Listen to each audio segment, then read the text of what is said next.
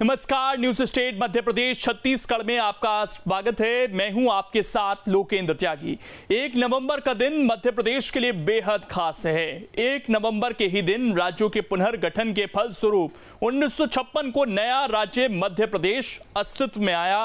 देश का दिल मध्य प्रदेश अपने प्राकृतिक क्षेत्रों से लेकर इतिहास के कई महत्वपूर्ण हिस्सों को अपने में समाये हुए हैं। यहाँ के जंगलों में देश में सबसे ज्यादा बाघ हैं, तो सांची खजुराहो में इतिहास समाया हुआ है। अजब गजब और बेमिसाल मध्य प्रदेश पर देखिए हमारी खास पेशकश, जय जय मध्य प्रदेश।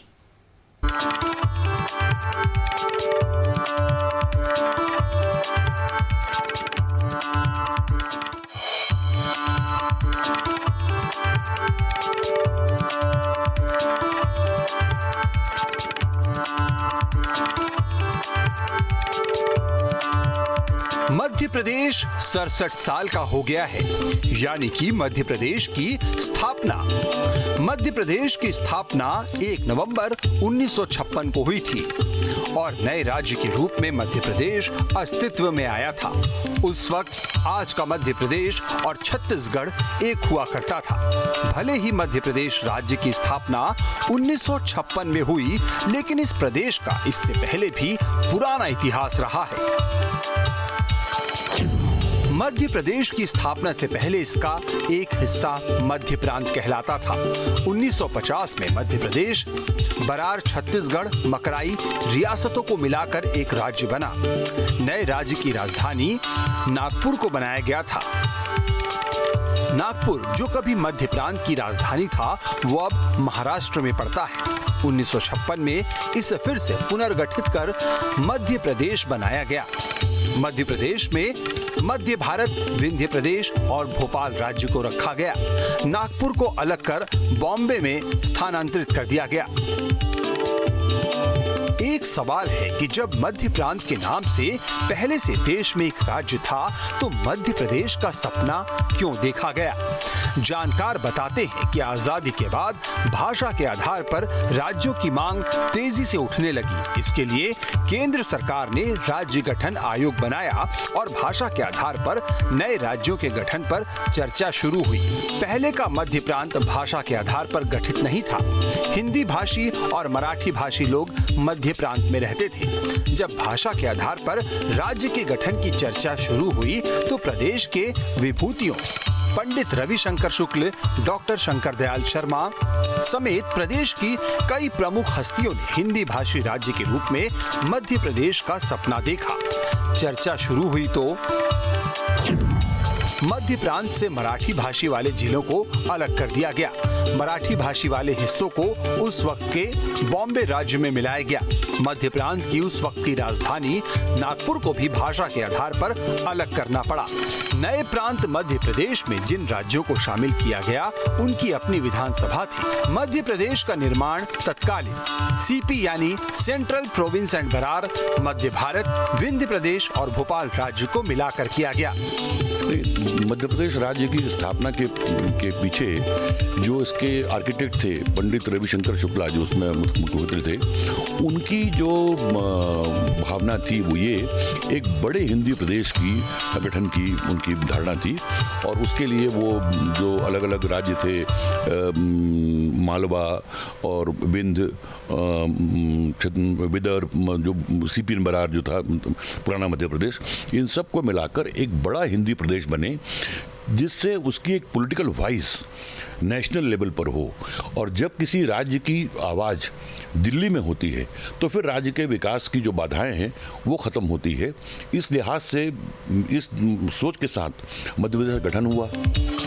भाषा के आधार पर मध्य प्रदेश राज्य गठन का फैसला हुआ तो नए राज्य की राजधानी को लेकर बहुत माथापच्ची हुई, क्योंकि नए राज्य में कई ऐसे शहर थे जो भोपाल से भी विकसित थे। मध्य प्रदेश की राजधानी बनने के दौर में भोपाल के साथ ग्वालियर, जबलपुर और इंदौर भी थे। जिस वक्त भोपाल को राजधानी बनाया गया, उस वक्त भोपाल जिला भी नहीं था, जबकि जबलपुर, ग्वालियर और इंदौर पहले से विकसित शहर थे। जहां राजधानी के लिए जरूरी इंफ्रास्ट्रक्चर पहले से मौजूद था, लेकिन भोपाल में ऐसा कुछ भी नहीं था। बहुत गहन मंथन और विचार विमर्श के बाद उस वक्त के तमाम नेताओं ने चर्चा कर भोपाल को राजधानी बनाने का फैसला किया। भोपाल को राजधानी बनाने में डॉक्टर राजेंद्र प्रसाद का बड़ा योगदान रहा। शर्मा भोपाल के थे तो इन्होंने लॉबिंग करना चालू कर दी, बड़ी ज़बरदस्त। डॉक्टर शंकर शर्मा बहुत बड़े लॉबिस्ट थे, तो उन्होंने रविशंकर शुक्ला को लाए और उनको यहाँ दिखाया, जहाँ वल्लभ भवन, देखिए साहब हमारे पास इतनी ज़मीनियाँ हैं, हमारे पास इतनी ज़मीनियाँ हैं, हमारे पास ये इतना बड़ा हॉल मध्य प्रदेश में, सच में मिंटो हॉल जो है उतना बड़ा हॉल किसी भी शहर में नहीं थी, ये बन जाए। हमीदिया कॉलेज लगता था वहाँ, तो ये बन जाएगा। फिर हमारे पास यहाँ भोपाल के नवाब में और मेरे टाइम पे सेक्रेटरी चलाने के लिए कई भवन हैं। साकिर साहब एक डेलीगेशन लेकर गए तो साकिर साहब से मिले, क्योंकि साकिर साहब उनके दोस्त थे, उनको अच्छे से जानते थे।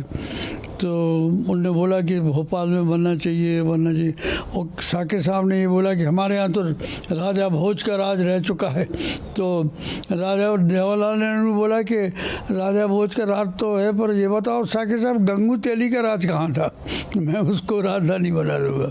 तो अल्टीमेटली लॉबिंग, अवेलेबिलिटी ऑफ भवन फॉर विधानसभा, माने सबसे सूटेबल भवन था विधानसभा के लिए। फिर राजभवन, ये पॉलिटिकल एजेंट इंदौर में वो जिसे आप बोलते हैं रेसिडेंसी, आप जानते हैं रेसिडेंसी, वो पॉलिटिकल एजेंट का निवास था। ग्वालियर में आई डोंट नो, बिंदु कोठी बिंदु विदेश में भी था।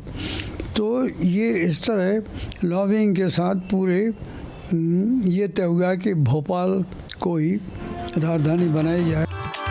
भोपाल राजधानी तो बना, मगर तहसील बनकर ही रह गया। मध्य प्रदेश की राजधानी भोपाल प्रदेश के गठन के साथ बना। जिला बनने के लिए भोपाल को 16 साल से ज्यादा इंतजार करना पड़ा। साल 1972 से पहले भोपाल का जिला मुख्यालय सीहोर था। भोपाल मात्र एक तहसील था, जिसका मुखिया एसडीएम हुआ करता था। आज जहां कलेक्टर कार्यालय लगता है, वहां पर भोपाल एसडीएम बैठते थे। महात्मा गांधी की 103वीं जयंती पर 2 अक्टूबर 1972 को भोपाल जिला बना। तत्कालीन मुख्यमंत्री प्रकाश चंद्र सेठी के हस्तक्षेप के बाद भोपाल जिला बना। भोपाल के पहले कलेक्टर अरुण कुमार गुप्ता हुए। कलेक्ट्रेट पुराने सचिवालय के सामने स्थित राजा अवध नारायण के बंगले को बनाया गया। 1 नवंबर 1956 को मध्य प्रदेश राज्य तो बन गया, मगर उसके बाद मंथन शुरू हुआ कि मध्य प्रदेश की राजधानी क्या होगी, यानी कि कौन सा शहर होगा जिसे मध्य प्रदेश की राजधानी के तौर पर देखा जाएगा। भोपाल को चुना गया, मगर बड़े ही ताज्जुब की बात लगेगी आपको ये सुनकर और ये जानकर कि जब भोपाल राजधानी बना तो वो एक ज़िला भी नहीं था, और भोपाल को ज़िला बनने में ही तकरीबन 16 वर्ष लग गए।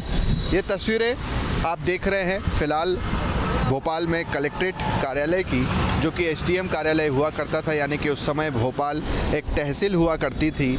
और 16 वर्षों के बाद जो भोपाल का ज़िला था वो सीहोर लगता था। मगर अब आप देख रहे हैं जो तस्वीरें, कलेक्ट्रेट था उसी समय का ये भी कार्यालय बना हुआ है।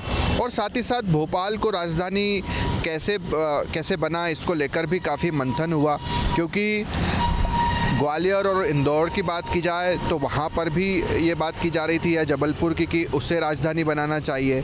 एक प्रस्ताव जो था वो जबलपुर का नाम को लेकर भी कहा गया था। और ये भी कहा जाता है कि जो सेठ गोविंद दास थे, उन्होंने जबलपुर को राजधानी बनवाने के लिए सबसे ज़्यादा पहल की थी। इसके अलावा आखिरकार भोपाल ही जो है वो राजधानी बना, मगर ज़िला तक भोपाल जो है वो नहीं बन पाया था। 16 वर्ष लग गए थे भोपाल को ज़िला बनने में। आज भले ही भोपाल संभाग हो, तो इस तरह का संघर्ष भी रहा। और दूसरे शहरों को एक तरह से समझाने के लिए, महत्व देने के लिए जबलपुर को हाई कोर्ट दी गई, इंदौर को अलग अलग चीज़ें दी गई। तो इस तरह से काफ़ी संतुष्टि भरा भी उस वक्त एक तरह से नज़रिया रहा कि जो अन्य शहर है, अगर उन्हें राजधानी नहीं बनाया गया है तो उन्हें भी किसी तरह से संतुष्ट किया जाए। तो एक इतिहास मध्य प्रदेश की राजधानी भोपाल का ये भी रहा।